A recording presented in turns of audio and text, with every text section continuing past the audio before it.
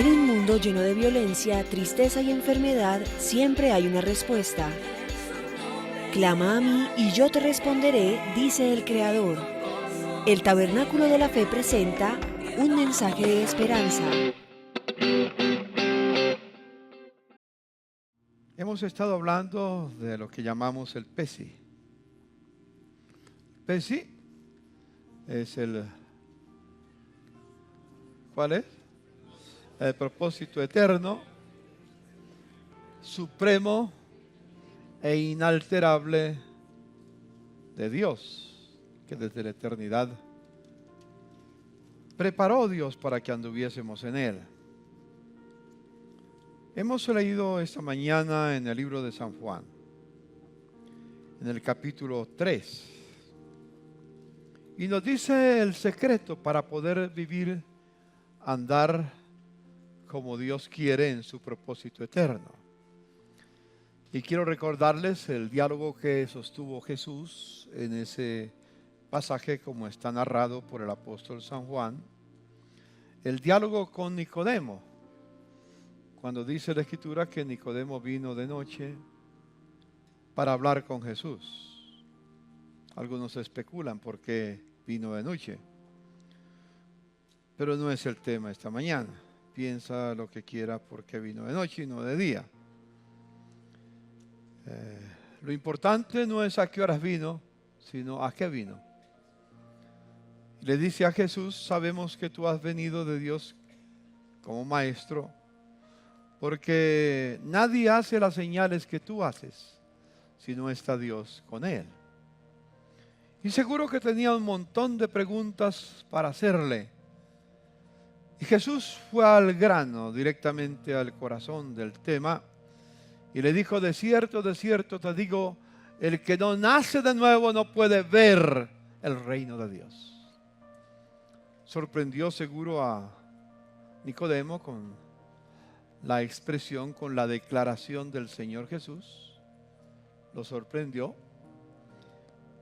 Y la pregunta de Nicodemo es: ¿y cómo puede el hombre volver a nacer siendo viejo? Jesús sigue el diálogo y llega a otro momento en que le dice: Nicodemo, lo que es nacido de la carne, carne es. Lo que es nacido del Espíritu, Espíritu es. Y le afirma y añade una expresión: el que no nace de nuevo no puede entrar al reino de Dios. Una persona puede ver el reino de Dios, pero como lo hemos estado enfatizando, hasta que no se comprometa realmente con Jesús, no puede entrar en el reino de Dios. A veces en la iglesia tenemos muchos que están convencidos de Jesús. Si le preguntamos en la inmensa mayoría de comunidades cristianas, ¿cuántos creen en Jesús? Normalmente todos creen en Jesús y levantan la mano. Yo creo en Jesús. Y está bien que crean en Jesús, es bueno. Pero no basta con creer en Jesús. Hay que dar un paso más, comprometerse con Él. Es decir, dejar de ser creyentes para convertirnos en discípulos. Es lo que hemos estado hablando durante lo que va corrido estos casi 120 días del año. Ha sido nuestro tema del cual hemos estado pensando. ¿Por qué tenemos que nacer de nuevo? La pregunta: ¿qué quiso decir Jesús con nacer de nuevo? Después de que el hombre cayó y pecó allá en el primer Adán, en Génesis capítulo 3, lo que llamamos la caída, la separación del hombre del camino de Dios, a partir de ese momento se cumplió la sentencia que Dios el Padre le dio a Adán y a Eva. Cuando les dijo: no coman del árbol del conocimiento del bien y del mal, porque el día que él comieren, ciertamente morirás. Claro, no se refería a un infarto cardíaco que le iba a dar inmediatamente y perdía la vida natural.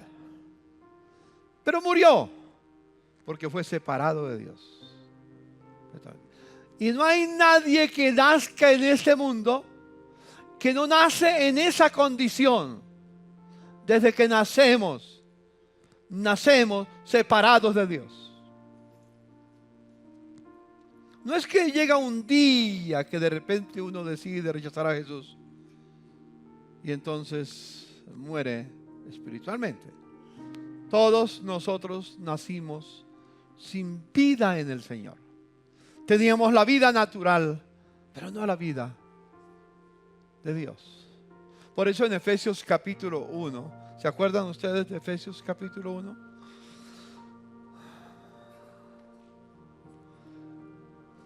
Capítulo 2, perdón. Leamos juntos ese pasaje, ¿está bien?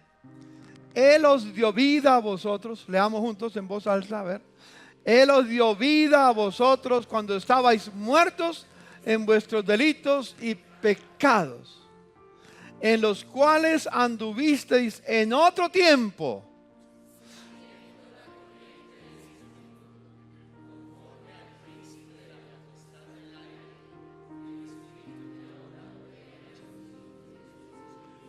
Entre los cuales todos también vivimos en otro tiempo en los deseos de nuestra carne, haciendo la voluntad de la carne y de los pensamientos, y éramos por naturaleza ¿qué? Hijos de ira. Lo mismo que los demás. Cuando nacemos en este mundo, en la vida natural, los pensamientos humanistas no nos dejan entender esta verdad y la quieren disfrazar. Porque algunos dicen, no, todos nacemos siendo buenos. Es que la sociedad nos corrompe, o es que la cultura, o es que la costumbre nos corrompe. No, todos nacemos inclinados al mal. Y como dice la Escritura, dice Pablo por el Espíritu Santo, éramos. ¿Por qué dice éramos? Porque está hablando a los cristianos, a los que ya han nacido de nuevo. Antes de ser cristianos, entonces cambiemos la expresión, somos por naturaleza ¿qué? Hijos de ira, lo mismo que los demás. Tú naciste siendo hijo de la ira de Dios. Ese hermoso bebé que presentamos esta mañana, ¿dónde está afuera? ¿Dónde está? Está atrás. Amén. Es bello, pero Dios le dio unos padres que aman al Señor para que le enseñen el camino de la vida, porque Él por naturaleza va a vivir bajo la ira de Dios. Pero le dio unos padres que sabrán educarlo, enseñarlo para que ande en los caminos de Dios. Y llegue el momento que ellos tengan su encuentro con Jesucristo. Porque como dijo alguien hace mucho tiempo, un amigo muy especial, lo oí hablar en 1961, recién caminaba en el Señor, ya un año caminando en el Señor. Dijo, Dios no tiene nietos. Los que presentaron a ese hermoso bebé son hijos de Dios. Pero no porque ellos son hijos de Dios, su hijo es hijo de Dios. Dígale a su hermano, Dios no tiene nietos. Yo sé que todos amamos a nuestros hijos y nos parecen bellos y hermosos, preciosos. Son hermosos los hijos que Dios nos da, son incomparables para nosotros, para cada uno. Pero tengo que hacer una declaración, no es mía. Esos niños van a crecer bajo la ira de Dios. Eso no gusta. ¿Y por qué el niño va a crecer? Porque nació con naturaleza. Son por naturaleza, dígale a su hermano, son por naturaleza hijos de ira.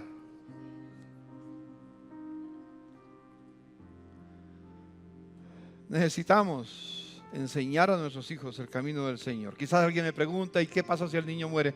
Ya hablaremos de eso en otra oportunidad.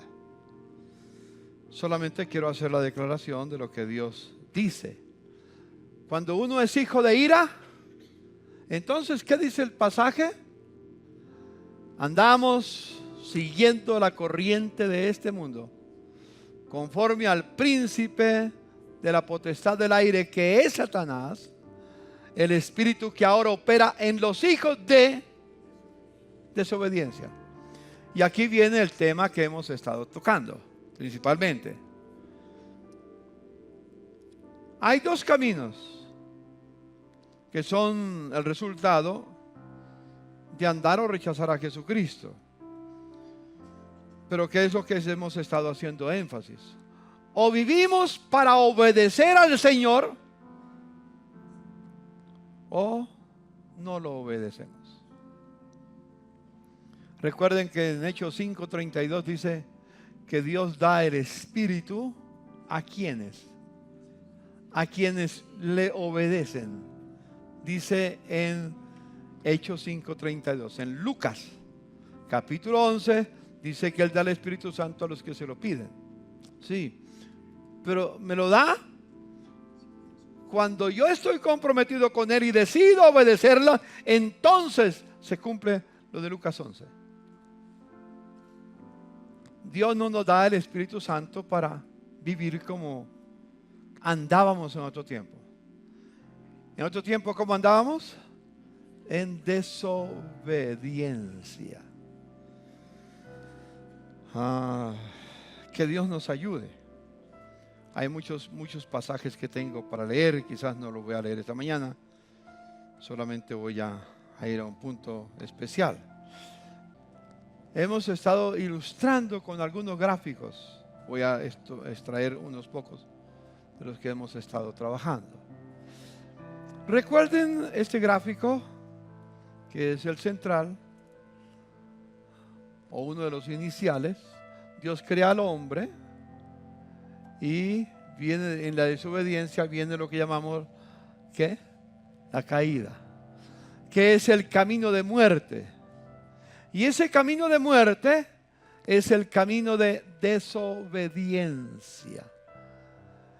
Estamos entonces cuando el hombre anda en ese camino por naturaleza. Cuando Adán cayó, empezó a vivir bajo la potestad de las tinieblas. Es decir, bajo el reino de Satanás.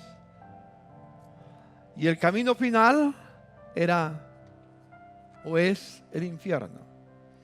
Pero en esa condición en que estábamos perdidos, muertos por naturaleza, sigue diciendo Efesios, sin embargo, Dios nos dio vida en Cristo Jesús. Apareció Jesús y nos redime. Hablamos de que los pasos de la redención tenemos que primero arrepentirnos y confiar plenamente en Dios. Reconocer lo que somos por naturaleza. Yo no sé si todavía tú no entiendes lo que eras por naturaleza. Y no has entendido entonces el valor de la salvación. Porque algunos piensan que si Dios los salvó es porque se lo merecen. Ninguno de nosotros merecemos por naturaleza el cielo. Ni merecemos el perdón. Ni merecemos las bendiciones. Lo único que mereces o merece el hombre o la mujer sin Cristo es el infierno. Eso no gusta en el mundo humanista que vivimos. No. Dios ama a sus borrachitos. Y vamos a disfrutar de la vida. No. ¿Qué significa arrepentirse? Reconocer que por naturaleza somos pecadores y vivimos bajo la ira de Dios. No hay alternativas. No hay ninguna buena obra que nos pueda redimir. No hay ninguna religión que nos pueda salvar. No hay ninguna ideología. No hay ninguna filosofía que nos pueda evitar ir al infierno. No importa quién sea. Tal vez tú me dices, pastor, yo tengo unos abuelitos muy lindos, muy bellos. No se han convertido, no conocen al Señor, ni quieren conocer al Señor, pero yo amo tanto a mis abuelitos que por mi amor van a ir al cielo.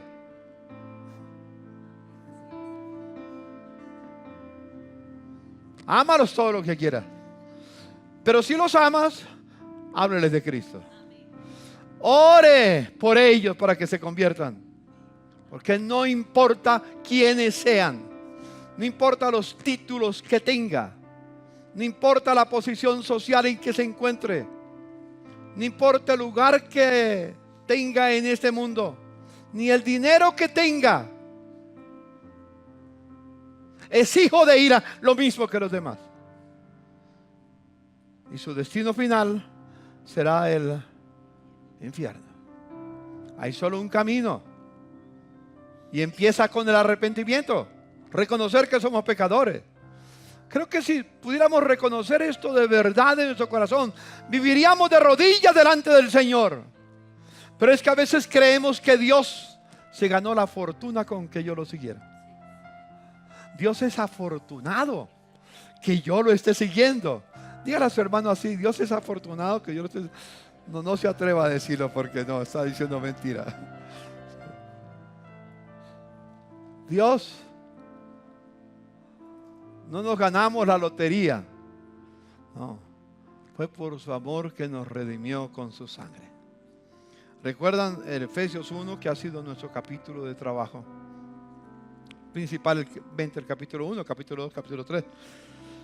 Pero hablamos que Dios nos bendijo con toda bendición espiritual en los lugares celestiales en Cristo antes de la fundación del mundo. Antes de crearnos, Dios preparó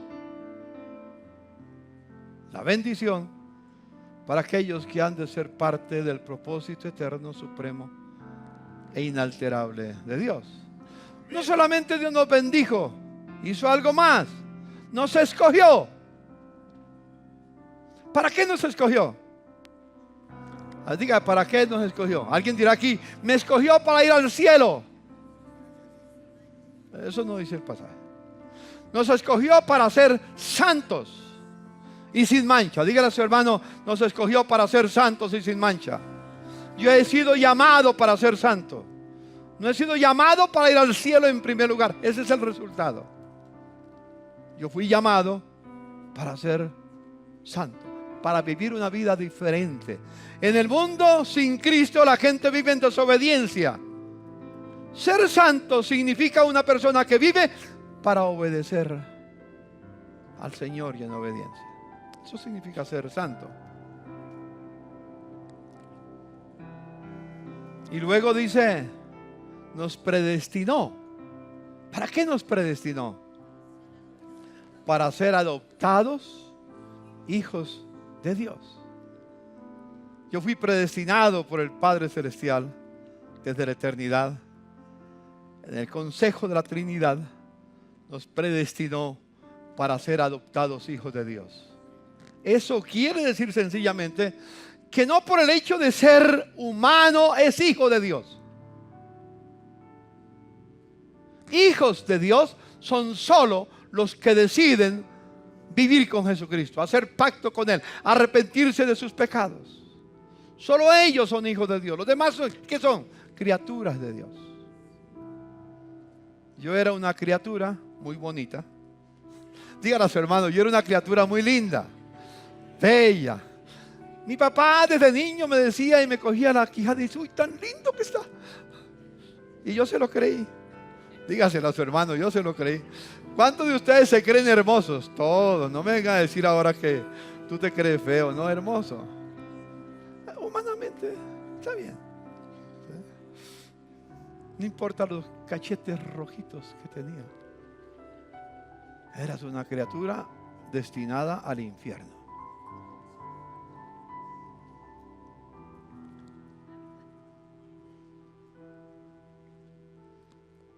Pero ¿qué dice después en Efesios capítulo 1? Sabiendo Dios en la condición que íbamos a nacer, entonces nos redimió con la sangre de su Hijo. Amén, nos redimió. Y por eso envió a Jesús a morir en la cruz.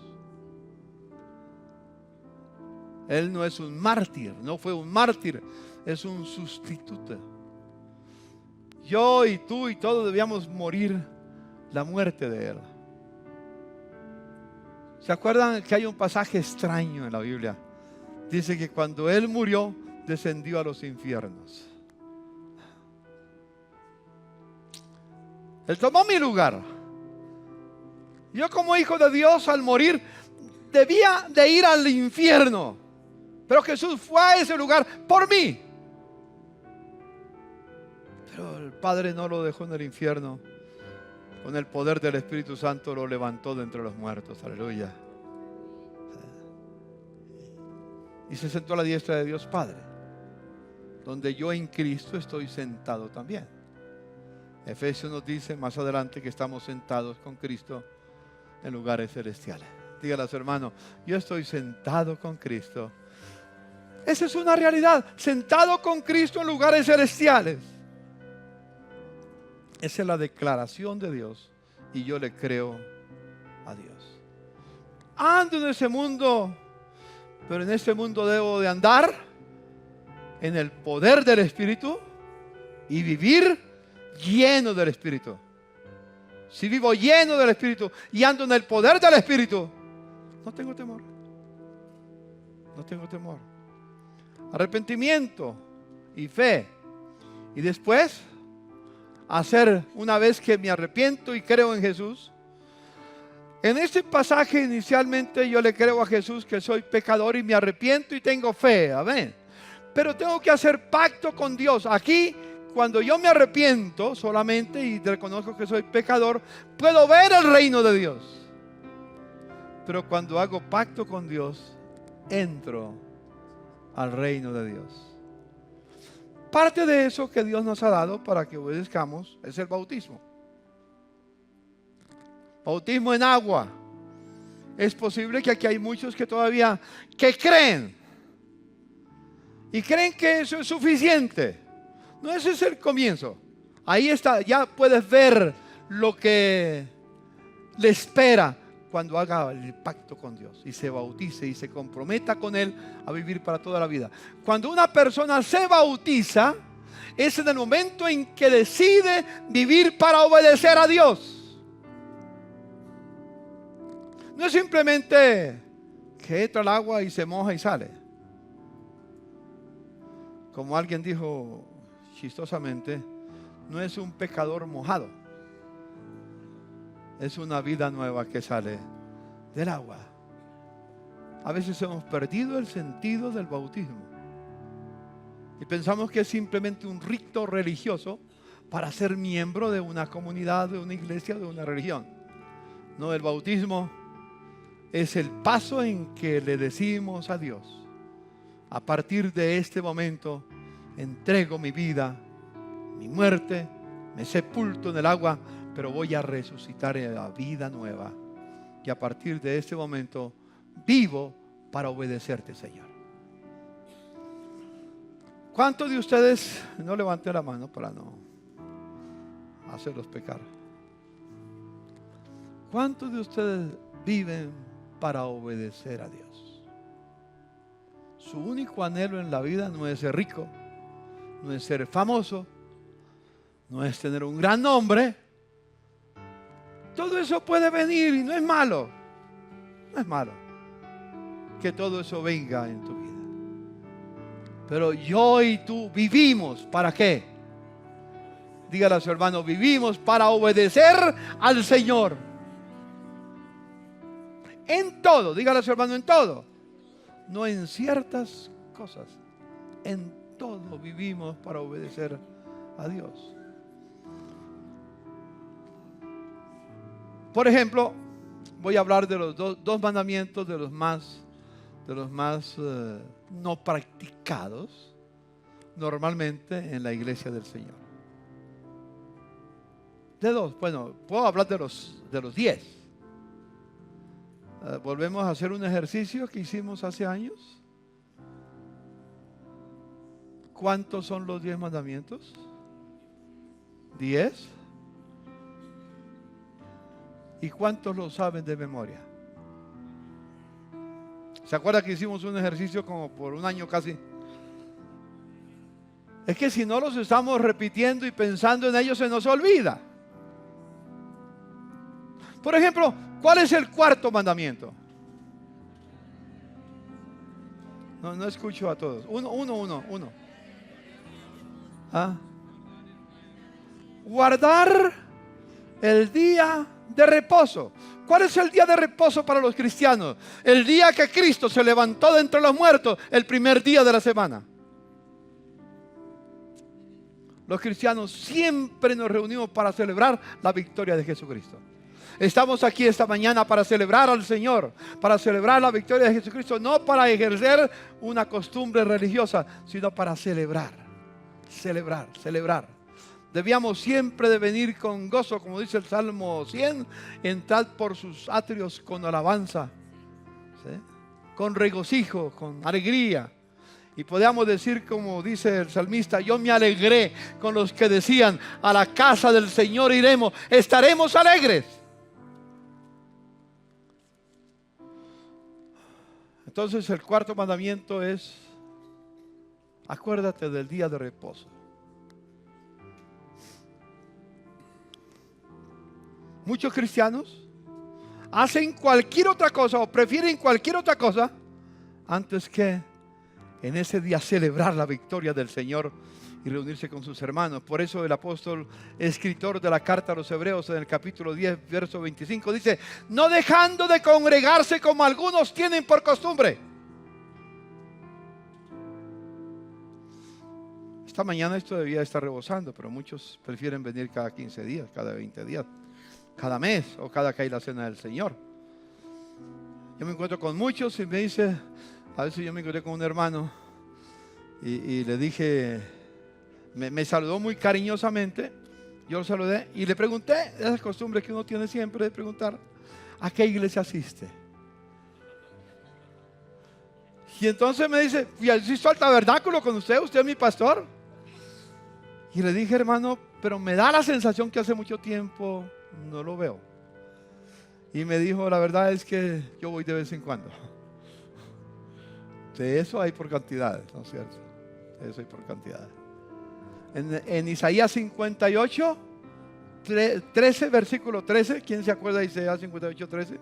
Si retrajeres del día de reposo tu pie, de hacer tu voluntad, y lo llamares delicia, santo al Señor, no andando en tus propios caminos, sino buscando mi voluntad, entonces te deleitarás en la tierra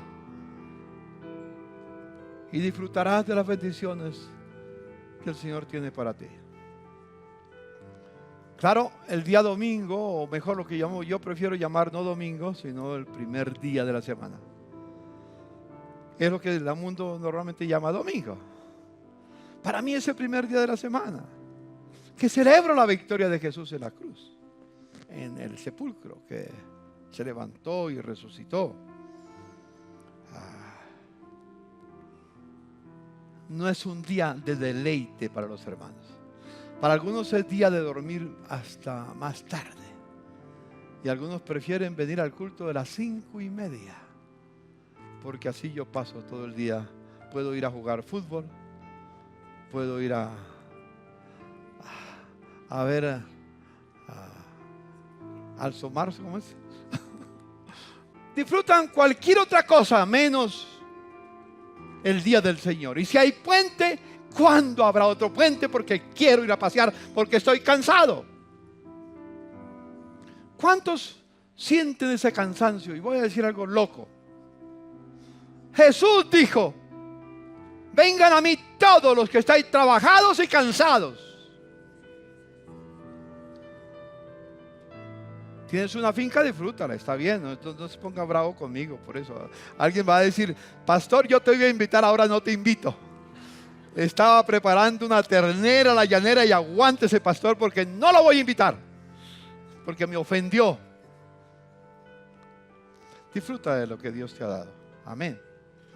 Pero recuerda principalmente, primer día de la semana es para celebrar, no dejando de congregarnos como muchos tienen por costumbre. cuánto más que veis que el día del Señor se acerca y que los días son malos. Es un mandamiento muy quebrantado por el pueblo del Señor. No somos salvos por guardar los 10 mandamientos, pero no somos salvos para violar los 10 mandamientos a propósito. Diga a los hermanos, no soy salvo por los 10 mandamientos, pero no soy salvo para violar los 10 mandamientos. Los 10 mandamientos los escribió Dios con su dedo. No fue Moisés el que dio los 10 mandamientos a Israel, fue Dios el que dio los 10 mandamientos. Moisés fue solamente el instrumento. Y los 10 mandamientos los escribió Dios con su dedo. ¿Habrá algo que haga Dios con su mano que no sea santo, que no sea puro, que nos invite a violar lo que Él escribe con su mano? Él no habló, lo escribió. Cuando pensamos en eso, nos hará pensar distinto de los 10 mandamientos. Es la mano de Dios que escribió los 10 mandamientos que Jesús los dio la claridad. Son 2, o se dividen en 2. Amar a Dios con todo el corazón, con todo el alma, con toda la mente y con todas las fuerzas. Y entre los primeros 4, amar a Dios, está el 4º mandamiento. No está entre los que tiene que ver con el prójimo. Es el 4º mandamiento. Ojalá que podamos encontrar un pueblo que anhele ir a la casa de Dios el primer día de la semana. Bueno, interpretan el resto de ustedes como lo quieran. Pero solamente el Señor nos dice, si retrajeres del día de reposo tu pie de hacer tu voluntad y lo llamaras delicia, santo, agradable al Señor, te deleitarás en la tierra. Yo creo que los que guardamos los 10 mandamientos somos llamados para prosperar. ¿Cuántos de ustedes creen que la prosperidad existe? Yo lo creo. No como algo mágico, sino como resultado de obedecer al Señor. ¿Quieres ser próspero? Obedezca al Señor. ¿No le dijo eso Dios a Josué? Mira que te mando que seas valiente. No temas ni desmayes por donde quiera que vayas, porque el Señor tu Dios estará contigo en todo lo que hagas. Solo que te esfuerces y que seas valiente para guardar todo lo que yo les mandé. Andar en mi ley, dice el Señor a Josué. Entonces, si andas en mis caminos, haré prosperar tu camino y todo te saldrá bien. Es un mandamiento que normalmente el pueblo de Dios no lo tiene como algo muy vital. Yo me crié, y gracias a Dios, por lo que me crié en esa disciplina, porque para obedecer hay que ser disciplinado. Los indisciplinados no obedecen. Pero yo me crié en la vida cristiana con esa disciplina. Y no recuerdo un solo día en mi vida, en mis 59 años de vida cristiana, que haya dejado de ir a la iglesia, a la comunidad, por pereza. O porque estaba cansado y tenía que irme a la piscina y tenía que ir a respirar otro aire, porque es que el aire del templo es muy contaminado. Entonces yo quiero ir a recibir aire puro, fresco, que me alimente los pulmones.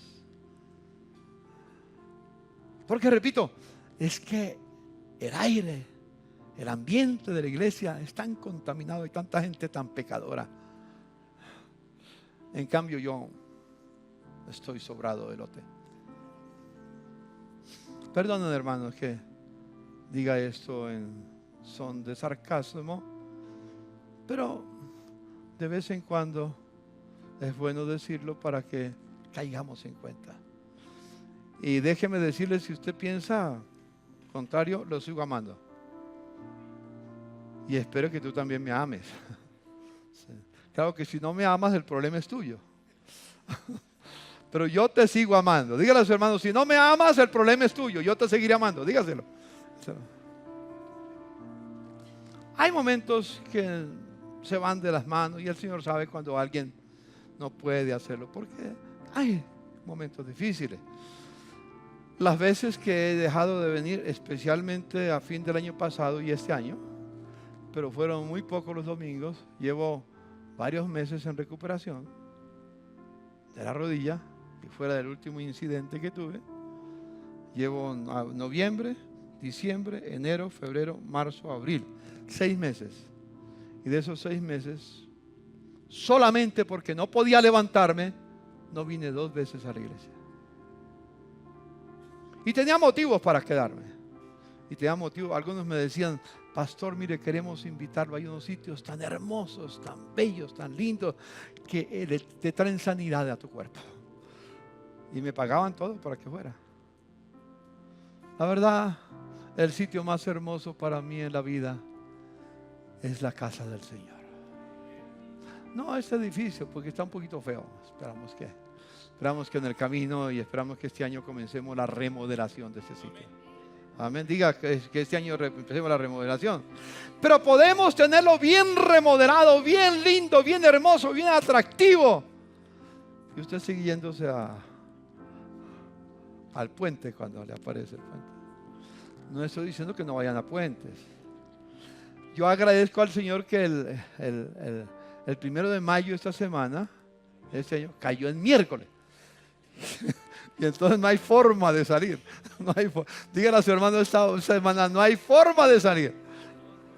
Bueno, puede irse el martes por la tarde y regresa el miércoles por la noche. Pero tiene que trabajar, ¿no es cierto? Porque el que no trabaja, que no coma.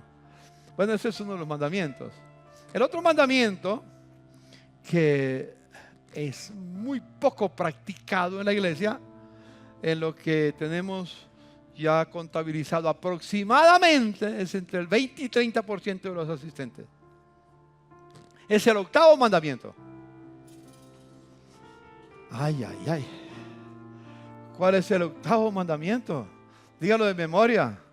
A ver. ¿Ah? No robarás. Dígale a su hermano, el 8º mandamiento es no robarás. Pastor, me ofende. Usted no puede probarme que soy un ladrón. No pretendo yo probar nada. Pretendo solamente declarar lo que la Escritura dice.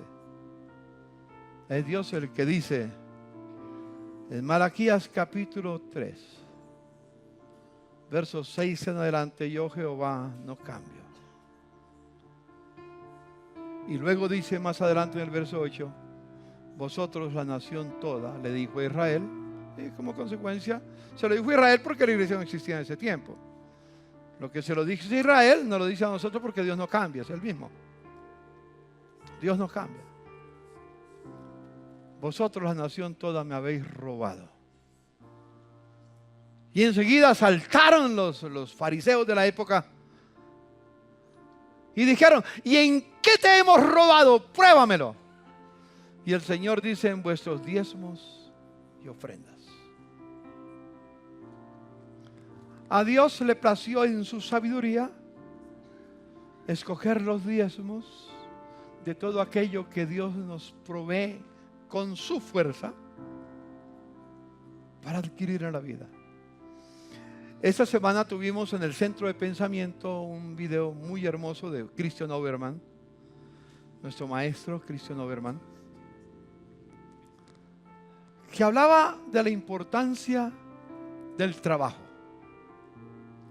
El tema era el trabajo y cómo usar el trabajo no para enriquecerme, aunque puede enriquecerse, no es malo. Al final el trabajo es para que Dios sea glorificado, no para que yo tenga abundancia de recursos para hacer muchas cosas. Si las tiene, dale gracias a Dios. Pero el propósito del trabajo y lo que Dios nos provee en el trabajo es que Dios sea glorificado. ¿No dice eso en Efesios capítulo 1, que Dios nos creó para alabanza de su gloria? Traed los diezmos al alfolí y hay alimento en mi casa. ¿Saben una cosa, hermanos? Dios hubiera podido escoger una manera diferente para que la iglesia se sostuviera, el avance del reino de Dios se extendiera por la tierra. Dios hubiera podido revelarle a los pastores, a los líderes de la iglesia, a los hermanos preciosos, lugares donde están los tesoros escondidos, y cuando no haya, ir y buscar, y encontramos un baúl de aquello que los piratas dejaron en América Latina. Me imagino que hay muchos baúles escondidos en América Latina. La gente sigue buscando. O nos llevaría a conseguir, a tener en cada congregación una mina de oro. O haría que las piedras se convirtieran en oro. Dios puede hacer que las piedras se conviertan en pan.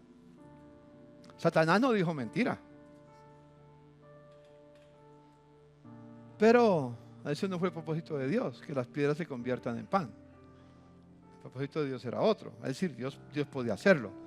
Dios podía sostener la iglesia de otra manera. Nosotros acabamos de pagar, y gracias a Dios, al concejal Emel, que nos ayudó.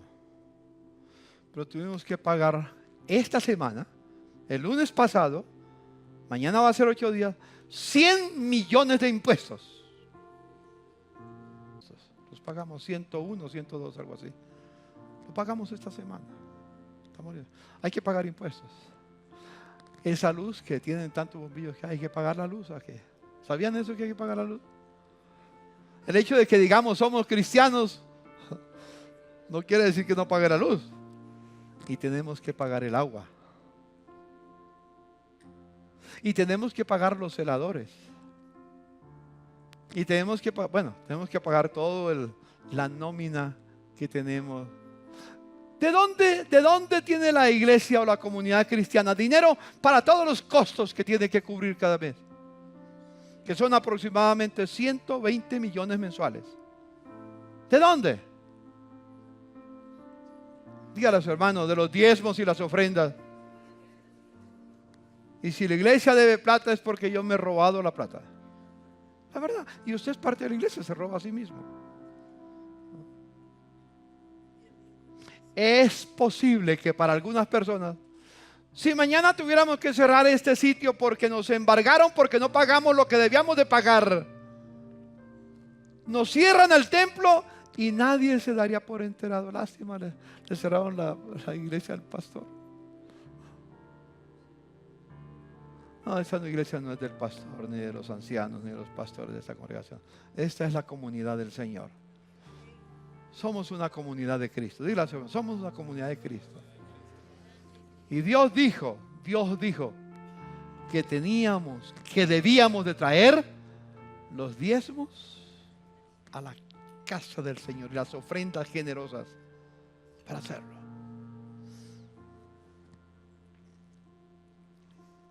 No de los diezmos porque es buen negocio. Porque algunos dicen, si yo doy los diezmos, entonces el Señor me va a multiplicar. No lo haga porque lo multiplica. Él no te va a dejar pasar hambre. Nunca. Siempre te va a proveer. Pero no lo hagas por eso. Hágalo porque el Señor lo ordena. Dígalo a su hermano, yo lo hago porque Dios lo ordena. Y pudiéramos así seguir hablando de cada mandamiento, como hace unos 5 años tomamos los 10 mandamientos como tema de todo el año. Creo que dentro de poco tenemos que volver a tocarlos.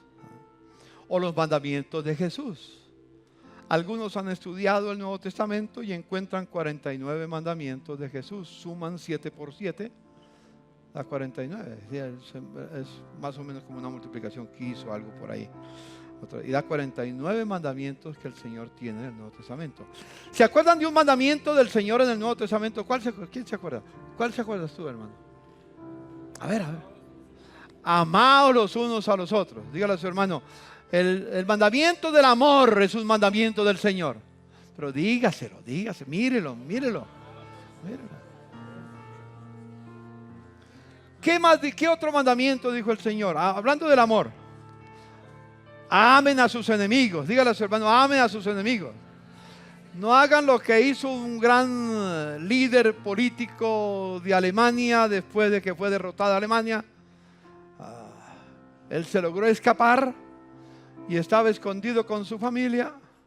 Y entonces uno de sus hijos, que ya había conocido algo así de la palabra del Señor, que había oído hablar de la palabra del Señor y se había convertido a Jesús, le dijo: papá, tienes que arrepentirte. ¿De qué tengo que arrepentirme?, dice el papá. De pedirles perdón a todos los enemigos que tienen. Y él dijo: yo no tengo enemigos.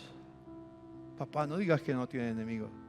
Dijo: no, todos los que tenía los eliminé. Ya se quedó sin enemigos. Y algunos tienen una forma más práctica de eliminarlos. No le quita la vida con un revólver ni con una arma cortopunzante. Los borra de la lista. Es otra forma de matar a su enemigo. Hay algunos de ustedes que tienen a alguien que antes eran buenos amigos y ya ni se saludan ni se ven, y que ni me lo nombre. Hay 49 mandamientos. Ese será tema de trabajar dentro de poco. Porque dice Jesús: el que tiene mis mandamientos y los guarda, ese es el que me ama. Y el que me ama será amado por mi Padre. Y yo le amaré y vendremos a él y haremos morada con él. Y luego, estudiando más la Biblia, los que me aman se convertirán en templo de Dios y morada del Espíritu Santo. Amén. Yo soy morada del Espíritu Santo. Dígale a su hermano: yo también soy morada del Espíritu Santo. ¿Por qué? Porque le obedecemos. Pacto con Dios. Y luego tenemos algo más: llenura y bautismo del Espíritu Santo. Vivir. Que no nos pase lo de los cristianos, o digamos los que se llamaban seguidores de Cristo en Éfeso. Que cuando llegó Pablo encontró como a 12 que ya habían dado su paso de fe en Jesucristo.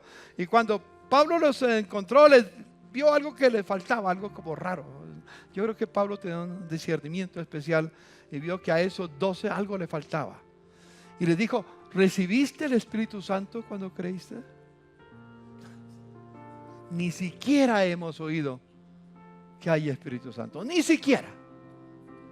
Entonces Pablo le habló. Fueron bautizados en agua y fueron llenos del Espíritu Santo. Fueron bautizados en el Espíritu. Y luego, siguiendo con este tema aquí, empezamos nuevamente el camino de la vida. Es el camino del discipulado. Es el camino de la obediencia. Un discípulo es uno que vive para agradar al Señor, para obedecer al Señor. Dígale a su hermano: un discípulo vive para obedecer al Señor, para agradar al Señor en todo. Bueno, hay mucho para hablar de esto, que ya lo hemos hablado. Hoy está haciendo un repaso general, pero sigamos aquí. Es el camino de la vida, es el camino del Espíritu Santo.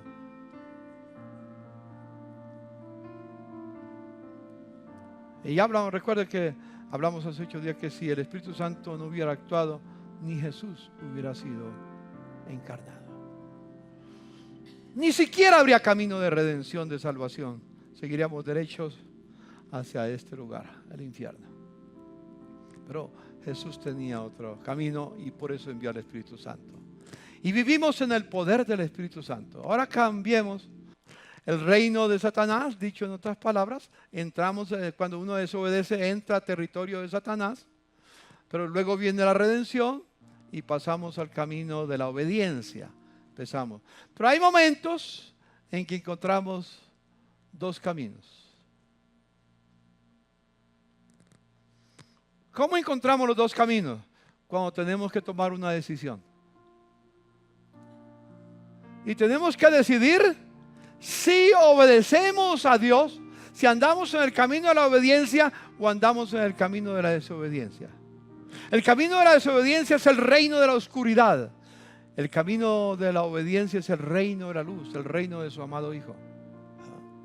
Es el camino de la obediencia. Y ese camino de la obediencia es el territorio del Espíritu Santo. Aleluya. Yo vivo en el territorio del Espíritu Santo. Hay dos territorios en el mundo. El territorio de Satanás, los que viven bajo su voluntad, y los que vivimos bajo la voluntad de Dios. Hay solamente dos áreas para elegir. O vives en el territorio de Dios, del Espíritu Santo, o vives en el territorio de Satanás. Y el territorio del Señor es el que obedece sus mandamientos. Y el Espíritu Santo vive en él y es guiado por el Espíritu Santo. Dios nunca da el Espíritu Santo a los que tienen intención de desobedecerle. Ese es el camino de Satanás. Si tú vives sin importarle los mandamientos del Señor, los 10 mandamientos o los demás mandamientos, no importa, vives en el reino de la oscuridad. Ese es el territorio de Satanás. Es el territorio del Espíritu Santo. Es el camino de la obediencia. Bendecidos para hacer bendición. Pero llega un momento en que alguien que ha caminado en el camino de la bendición decide salirse y entra al territorio de Satanás. Y se convierte, vive en desobediencia y se convierte en maldición. Y como se convierte en maldición, es maldición. Así como en el otro camino, yo soy bendecido para hacer bendición. El que vive en el camino de la desobediencia es maldecido y es maldición donde quiera que vaya. Maldición a su familia, maldición en el trabajo, maldición en cualquier parte donde esté. Eso es grave. Porque parte de lo que hemos estado hablando, y recuerde por si no había estado las otras veces, hablando de este tema, recibiendo esta instrucción de la palabra, dijimos, ¿quién es el autor de la bendición? Diga conmigo, Dios, Dios, Dios, Dios, Dios. ¿Y quién es el autor de la maldición? Dios. ¿Cómo que Dios es el autor de la maldición? Sí, Dios ha dicho, los que me obedecen serán bendecidos, los que no me obedecen vivirán bajo maldición. Y recuerden, vuélvanse a leer si no lo han leído. ¿Qué capítulo? Deuteronomio capítulo 28, pero no del verso 1 al 14. Todo el capítulo. No son palabras, yo no las escribí. Es el Espíritu Santo el que las escribió. Y que Dios nos ayude. Señor, gracias. Porque la iglesia, la comunidad está cubierta con pastores que a la vez son maestros. Gracias por la vida de Manuel, de Alfonsito, de Orlando y de los demás, Señor. Permítenos enseñar tu palabra, Señor. Porque no solo de pan vive el hombre, sino de toda palabra que sale de la boca de Dios. Y tú dijiste el día que los discípulos te encontraron dialogando con la mujer samaritana. Cuando ella se fue, le ofrecieron y le dijeron, maestro, come. Y Jesús, tú dijiste, no tengo hambre. Y ellos se preguntan, ¿será que les habrá traído alguien de comer?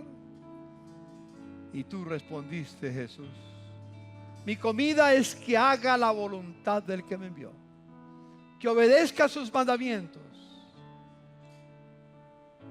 Señor, nuestra comida es la misma, Señor. Comemos tu palabra y bebemos del Espíritu Santo. Bebemos del agua de la vida y comemos del pan de vida, Señor. Hallé tu palabra y la comí, Señor mío. Permite que tus hijos hallen tu palabra y la coman.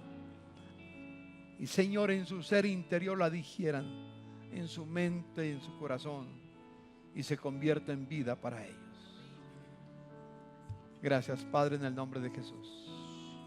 Amén. Bendiciones, mis amados. Amén.